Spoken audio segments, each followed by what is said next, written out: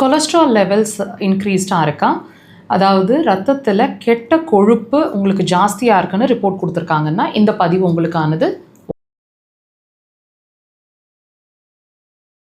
இந்த மாதிரி கெட்ட கொழுப்பு உங்களுக்கு ஜாஸ்தியாக இருக்குன்னு ரிப்போர்ட் கொடுத்துருக்காங்கன்னா ஒரு காஷனோடு இந்த பதிவை ஆரம்பிக்கலாம்.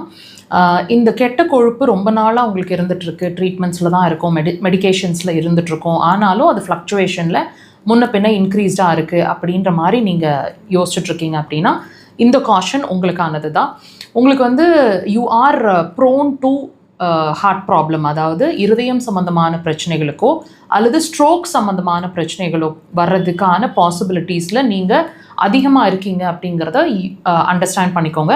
ஸோ இந்த கொலஸ்ட்ரால் லெவல்ஸை நம்ம அசால்ட்டாக எடுக்காமல் ட்ரீட்மெண்ட் அப்படிங்கிற ஒரு விஷயத்தை எவ்வளோ வேகமாக எடுத்து அதை சரி பண்ணிக்கிறோமோ, அதாவது கண்ட்ரோலிங் ப்ராசஸ் நான் பேச வரலைங்க, சரி பண்ணிக்கிறதுக்கான ப்ராசஸ் என்னவோ அதை செஞ்சிங்கன்னா உள்ளே இருக்கிற ப்ராப்ளம், அதாவது இந்த ஹார்ட் ப்ராப்ளமோ ஸ்ட்ரோக்கோ வர்றதுக்கான பாசிபிலிட்டிஸை நம்ம இப்போவே கட் பண்ணிக்கலாம். ஸோ இதுக்கு என்ன வழி? இந்த கொலஸ்ட்ரால் ஏன் இன்க்ரீஸ்டாக இருக்குது, ஏன் மெடிகேஷன்ஸில் நம்ம கண்டினியூஸாக இருக்கிறோம், ஏன் அதை சரி பண்ண முடியல அப்படிங்கிறத இந்த பதிவை முழுசாக பார்த்தீங்கன்னா உங்களுக்கு ஒரு புரிதல் வரும். இப்போ இந்த கொலஸ்ட்ரால் லெவல்ஸ் அப்படிங்கிற ஒரு விஷயம் நல்லா கவனிங்க. கெட்ட கொழுப்பு உடம்புல தேக்கமாயிட்டிருக்கு, ரத்தத்தில் இருக்குது அப்படின்னு சொன்னால் இதுக்கு முக்கியமான காரணம்னு சொல்லப்படுறது 2 உறுப்புகள் அக்குபஞ்சர் ரீதியில். அதாவது பித்தப்பை, அடுத்தது கல்லீரல், லிவர் அண்ட் கால் பிளாடர் 2 தான் main organs.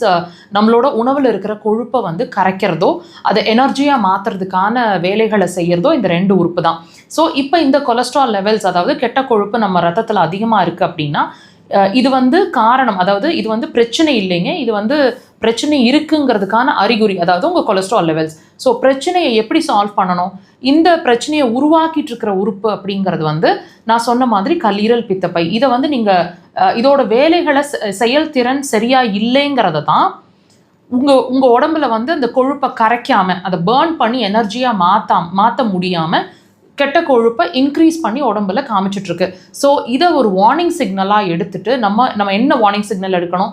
It is not, அதாவது இந்த 2 உறுப்புகள் சரியாக ஃபங்க்ஷன் ஆக மாட்டேங்குதுங்கிற ஒரு அறிகுறியாக நீங்கள் இதை எடுத்துக்கிட்டு ட்ரீட்மெண்ட்டை உங்களோட கொலஸ்ட்ரால் லெவல்ஸ்க்கு எடுக்காமல் உங்களோட கொலஸ்ட்ராலை கரைக்க வேண்டிய ஆர்கன்ஸ் அப்படிங்கிறது இந்த 2 உறுப்பு தான். இதை நீங்கள் ட்ரீட்மெண்ட்டுக்கு உள்ளாக்குனீங்கன்னா கண்டிப்பாக அதோட செயல்திறன் இன்க்ரீஸ் ஆகும்போது எங்கெங்கெல்லாம் உடம்புல கெட்ட கொழுப்பை இன்க்ரீஸ் பண்ணிகிட்ருக்கோ தானாக கரைச்சி நார்மலுக்கு கொண்டு வந்துடும். இது இயற்கையாக ஏற்கனவே செஞ்சுட்டு இருந்த வேலைகளை திரும்ப அதுவே செய்ய வைக்க போகிறோம். ஸோ இது மெடிசன்ஸ் இல்லாத ட்ரீட்மெண்ட், சைட் எஃபெக்ட் இல்லாத ட்ரீட்மெண்ட், ஒரு கம்ப்ளீட் சொல்யூஷன். அக்குபஞ்சர் அதுக்கு டெஃபினட்டாக ஹெல்ப் பண்ணும். ட்ரை பண்ணி பாருங்கள்.